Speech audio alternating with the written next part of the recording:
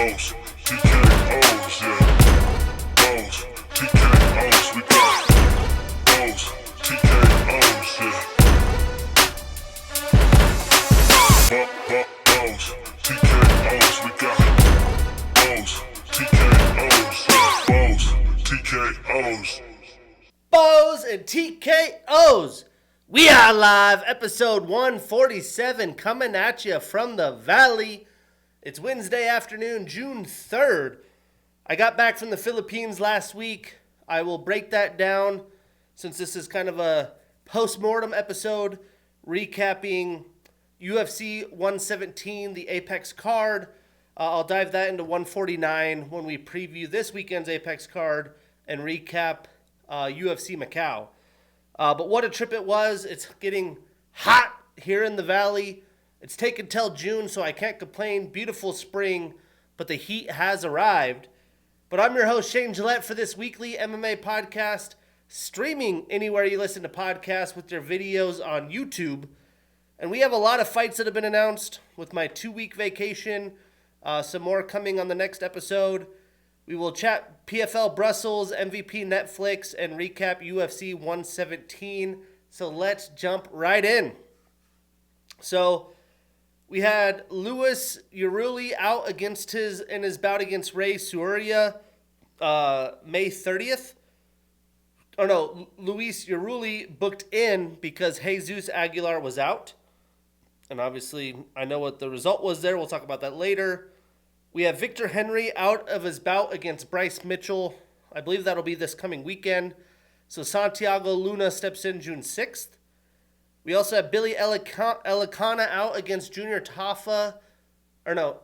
Iwu Baranowski. So insert Junior Tafa this weekend, June 6th.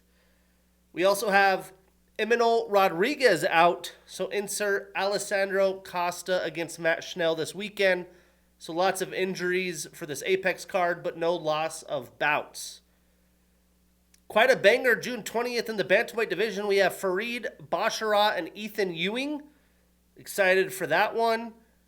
We have Robert Whittaker's light heavyweight debut, and I am shocked about the opponent, but a very winnable fight against Nikita Krylov, UFC 329. Some very fun fights to that International Fight Week card this summer. Brandon Raw Dog Royval and Yoni Kavanaugh. That's the fight we expected. Absolute banger to see the potential that Yoni has in the striking.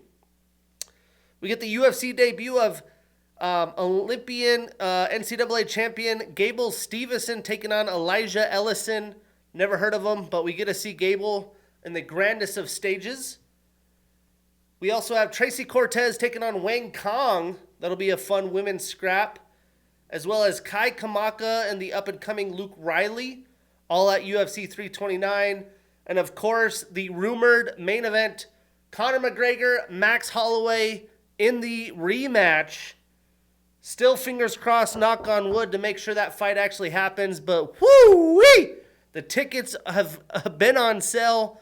It's like $2,500 for a nosebleed at T-Mobile in Vegas. The return of the notorious... all eyes will be on that weekend. Again, what a year the UFC's had. Great cards pretty much the entire year with the Paramount debut that I saw in Vegas.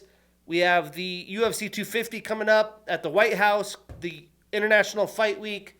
Some nice cards that have been announced through the early part of fall. And then we will also have a big MSG card to close out the year. So the UFC, in my mind, is on fuego.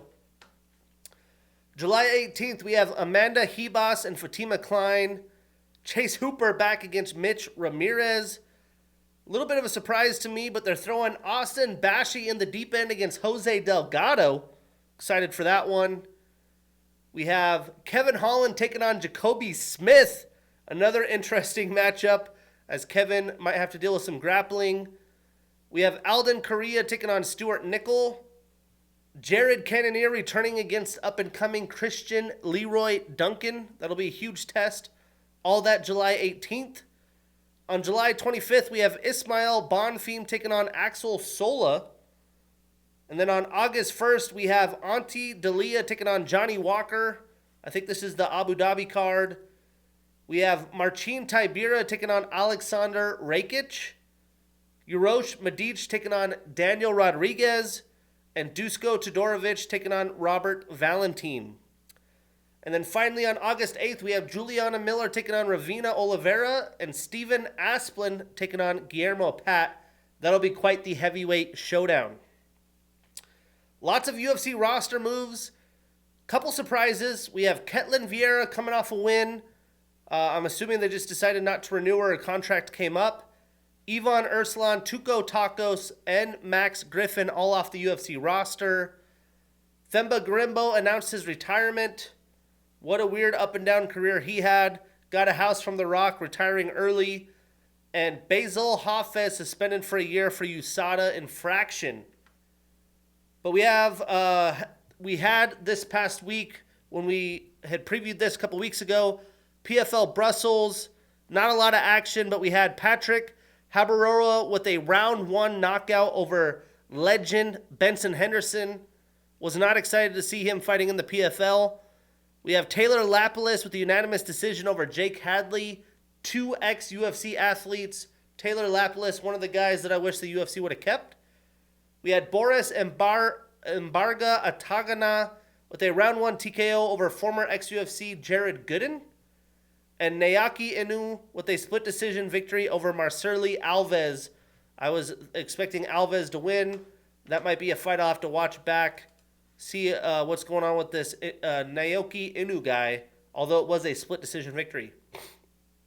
And then we had MVP Netflix. It was really weird. The Philippines, where I was at, is 15 hours ahead of the Pacific time zone. So right now it would be 5:30 in the morning on Thursday. I got to watch a lot of these primetime evening Saturday bouts on Sunday morning. Watching Angels games in the morning, NHL, NBA, which was weird because you can't really watch sports there. They don't have the local broadcast, so you have to find like a random website to watch it. But I was actually somewhat impressed. I talked about how the MVP Netflix card would not deliver. I mean, the main event was a shit show like I had expected. Obviously, Francis did work. I hate seeing JDS fighting. But I thought the card overall performed. They did have it at the very nice arena in LA, the new Clipper Stadium. I'm forgetting the name of the arena. Empty house, ginormous stadium. First MVP card on Netflix. Not very many people, butts and seats. But again, it's a lot of has-beens and a random mix of people. But the fight quality was actually pretty solid for some of the lower bouts. And I thought it was fun. I watched it. I was tuned in. But again, if we compare this to UFC competition levels, it doesn't meet it. I thought the UFC Apex card, although I did not watch it live, was better. And there wasn't a lot of big names on the card. So take that with what you will. But I enjoyed it. The production on Netflix is fantastic. Nice HD cameras. I thought Ariel Helwani, as much as I like him, was a little bit too talkative in his post-fight interviews. I feel like he needs to have a little bit more fire besides the journalism tonality that he had. But big, awesome moment for him to be able to do that. But let's break it down. The first fight I watched was Brandon Jenkins with a split decision victory over Chris Avila. I mean, this was back and forth, absolute banger. Chris Avila showing his durability, but Brandon Jenkins really all over him. I enjoyed that fight. And the fight I had circled was this one because Tommy McMillan here in Phoenix was supposed to did face this guy, had one hell of a brawl. We had David Magoyan with the unanimous decision over Albert Morales. It was a fantastic fight. David winning this mostly through his grappling. We had Jason Jackson with a round 1 knockout over Jeff Creighton. Absolutely destroyed him. We had Adriano Moraes, somewhat of a comeback, come from behind victory with a round 3 submission via rear naked choke over Fumi Nakuda. That was another fantastic fight. So, I mean, this far into the card, very good fights for what the promotion could put together. But then we had JDS coming back. I hated to see it. Robelis to Spain, hands down. Anderson Silva, just playing with his food. Round 1 TK over Junior Dos Santos. JDS did throw a couple power strikes his way, but as the much shorter, older, less durable striker, he needed to get a takedown. He had one attempt, I think. Robella stuffed it, and that was that. Then we had Francis Ngannou with a vicious round one knockout over Felipe Lins. Lins did land one big shot after getting rocked, but he was rocked multiple times before the finish. Francis was patient, hunting his prey. We had Mike Perry with a round 2 TKO over Nate Diaz. This ended at the end of round 2 due to the cut on Nate's eye. Nate did not look great. Open workouts, he's smoking a joint or a blunt while working out in street clothes. Nate Diaz, you love him. He had his days, but his days don't exist anymore. Mike Perry was all over him. And probably the easiest bet of all time, Ronda Rousey, round 1 submission via armbar over Gina Carano. I think Gina had lost like upwards of 100 pounds for this fight. You know, they've both been out of commission. I'm not a fan of Ronda, never really have been. She's talking a lot of shit still to this day, trying to act like she is the power of all, even though she's a has-been. But I knew she'd get an armbar. I did not think it would be that fast. She got it in like 16 seconds. So, again, if you are tuning in expecting to see high-quality matchups, you probably watched the Mike Perry fight, the Ronda fight, and maybe the JDS fight and the Francis fight. Those were terrible, utterly terrible competition. I thought the lower fights actually is what made the card fun. Also that weekend, we had a controversial boxing bout as heavyweight champion Alexander Usyk got a round 11 TKO over Rico Verhoeven. The scorecards had it 5-4-1 Rico. I had Rico winning, but they gave him the TKO, although it was technically past the bell, I think. I haven't really paid attention to the specifics as I was in a once-in-a-lifetime tropical vacation, but it definitely seemed like Usyk had lost that fight. Makes you kind of head-scratch what was going on there. But lots of action outside the UFC. But let's recap UFC Fight Night Vegas 117. The picks are still hot. I went 8-3, so 901 losses, 901 wins overall, 441 losses, 13 no contests. On the year, Bows and TKOs, your boy, 121 wins, 51 losses, 2 no contests and draws. So a lot better than doubling up my losses. Let's keep it that way. To recap this card, honestly, this card, much like a lot of the Apex cards so far this year, it actually over-delivered than what you saw on paper, name-wise, matchmaking-wise. I mean, the first 4 fights were bonkers. Everyone went 0 to 100, made it a lot of fun. Those fights alone were completely better than what we saw on the MVP card. The rest of the card was solid. I thought the 2 main card fights were really good. There was some awesome performances. It's hard for me to give an Apex card much more than a 6 out of 10 unless there's a huge name or some crazy substantial moment. So I am recapping this a 6 out of 10. I think I previewed it a 5. There were some good fights we did not break down. We had Nicole Cagliari with a round 3 submission via arm triangle choke over Shauna Bannon. We had Elise Ardelian with a round 2 submission via ankle lock over Polyana Viana. This was a performance of the night. Both girls going back and forth, slugging at each other. I was very impressed. Polyana, the much taller, lengthier fighter. But Alice, I think she's known as being an OnlyFans model, and she got kicked out of a gym for some reason with OnlyFans. She's got a big peach, that's about it. But she has power behind her punches, and she was loaded and locked. And when she had Polyana on top of her, or she was in Polyana's guard, she did a weird situation where she was so tight with the body triangle that she was able to like flex back her ankle, and that was in pain, so she ended up tapping. It was not a submission that I have seen. Very interesting, but it was a good fight as long as it lasted.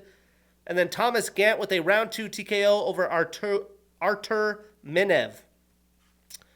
So we previewed 2 fights in the prelims. We had Cody Brundage with a round 2 knockout over Andre Petroski. This was a fight I got wrong. I figured it was about 60-40 Andre. But bravo to Cody Brundage. I mean, he typically fights to be killed or kill. And with how much is on the line for him, with his UFC roster spot on the line, he had to take chances, and boy, did he. He jumped the ghillie in round 1 after Andre shot a double. So he went for it, didn't get it. In round 2, he was able to catch Andre with a nasty left. He put Andre on wobbly legs and went broke to try to get the finish. Petroski did pretty good trying to stay alive, but he couldn't hang in there. As that ground and pound, he was all over him, just kind of covering up, and the officials eventually called the fight in round 2.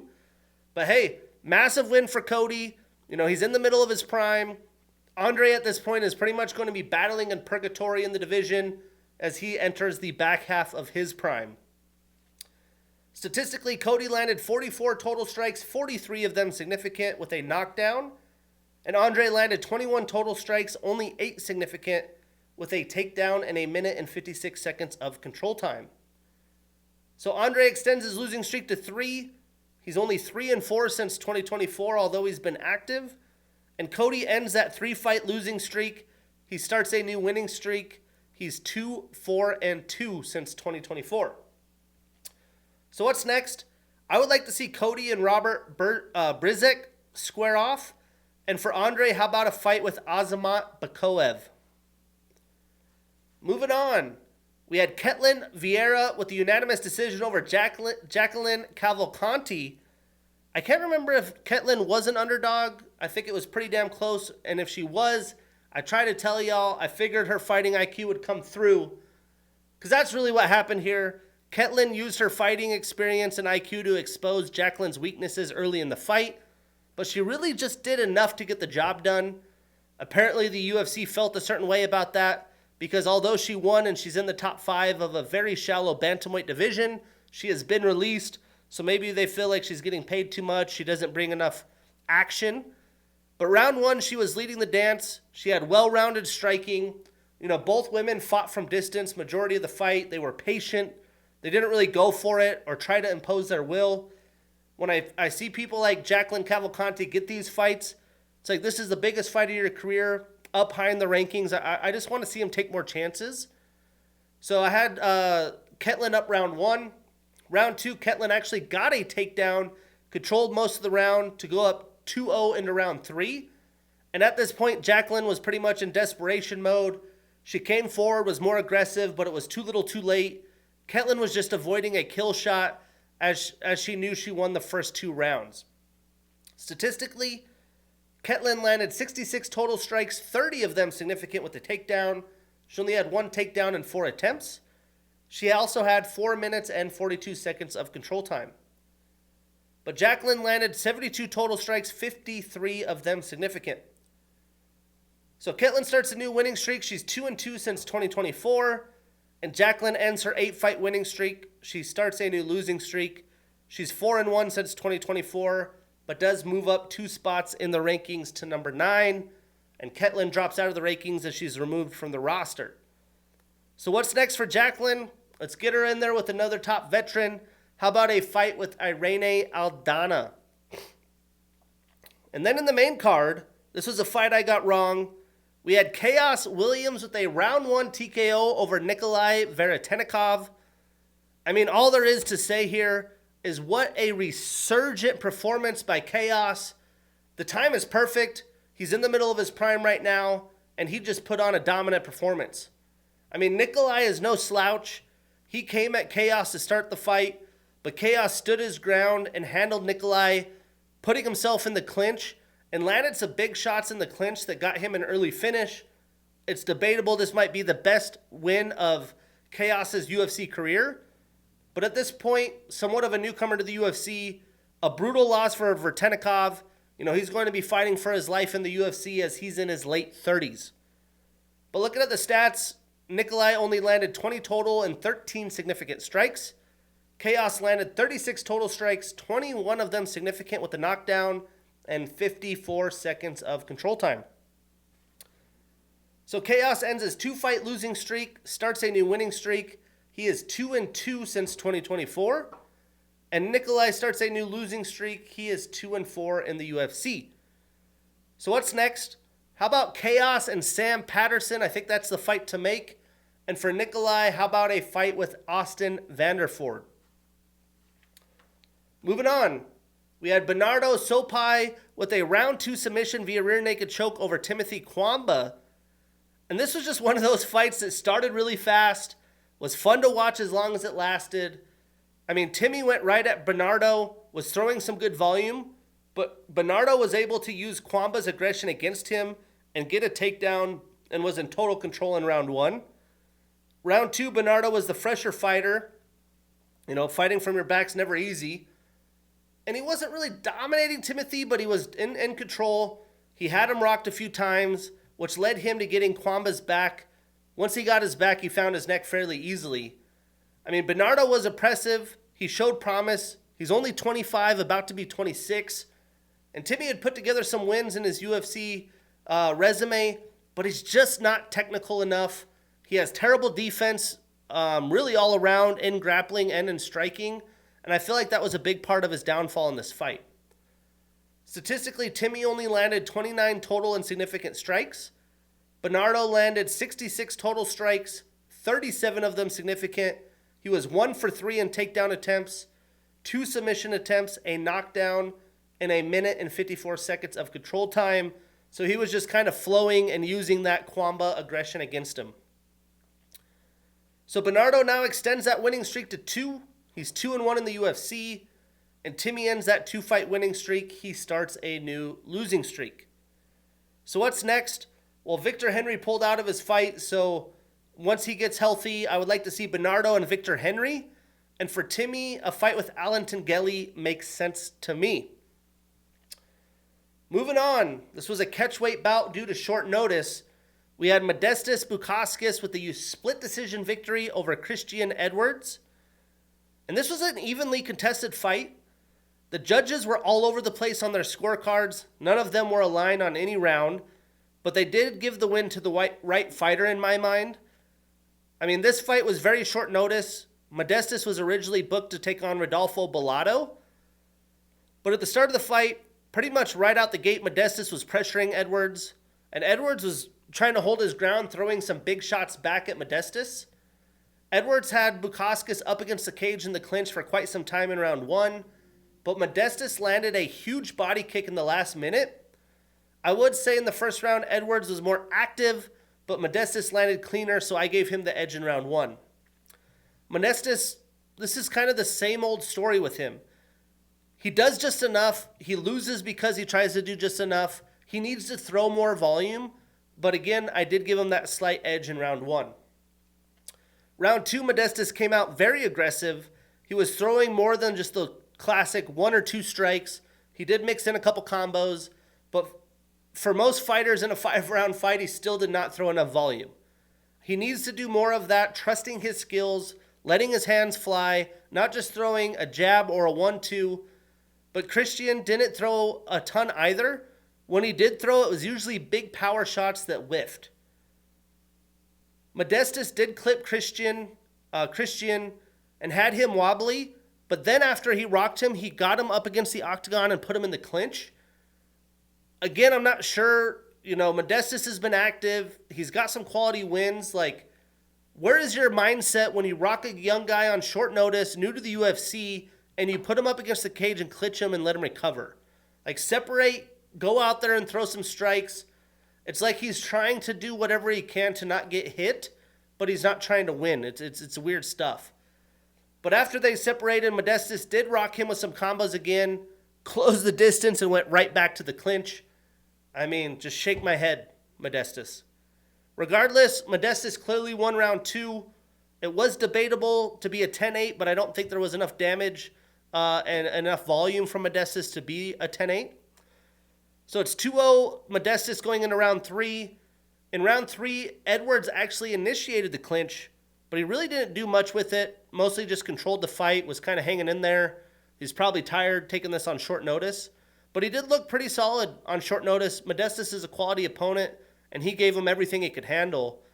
But at the end of the round, Modestas actually threw some shots, but it was too little too late. I gave Edwards round 3, but regardless, Modestas wins the fight. Statistically, Modestas landed 52 total strikes, 36 of them significant. He had 2 minutes and 15 seconds of control time. That was all clinch up against the cage. And Christian landed 51 total strikes, 36 of them significant. You could see almost identical numbers. Modestas landed 1 more strike. And Edwards was 0 for 4 in takedowns, but had 4 minutes and 22 seconds of control time. I mean, honestly, if Edwards would have landed some of those bigger shots and not whiffed on them, he probably would have won the fight. And if Modestas would have not clinched up every time he rocked Christian, he probably could have got a finish. Regardless, Modestas starts a new winning streak. He is 5-1 since 2024. And Christian starts a new losing streak. He is 0-1 in the UFC. So what's next? Honestly, I think Modestas is probably going to have to let the division shake out if he wants to fight up.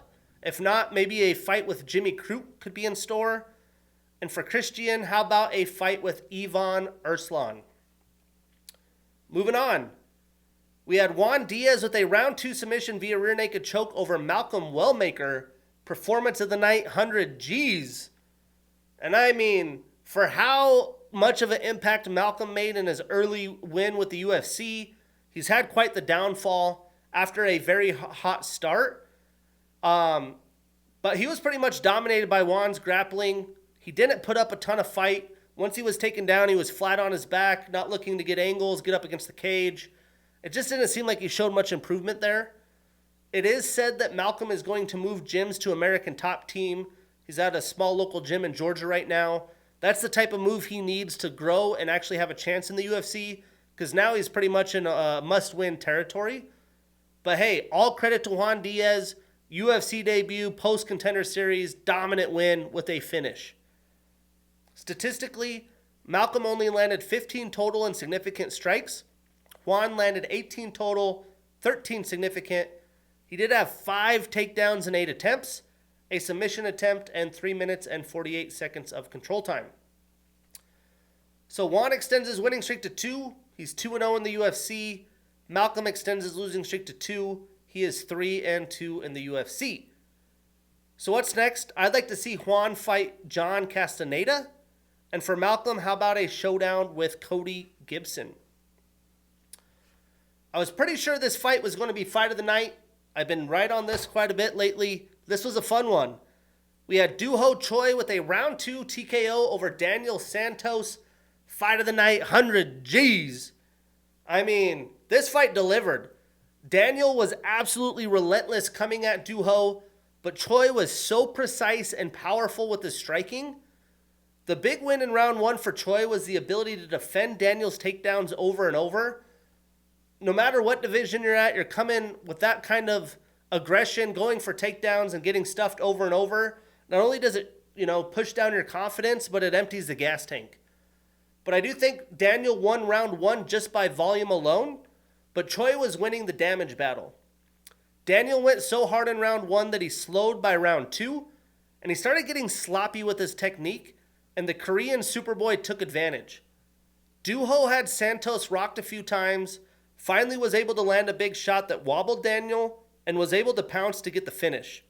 I thought Choi looked very, very crisp, probably the best we've seen after a year and a half out of the octagon. I mean, Daniel, though, he's barely 31 years old.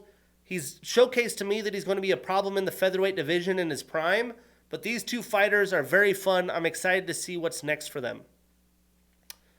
Statistically, Doo-Ho landed 79 total strikes, 72 of them significant, with a knockdown.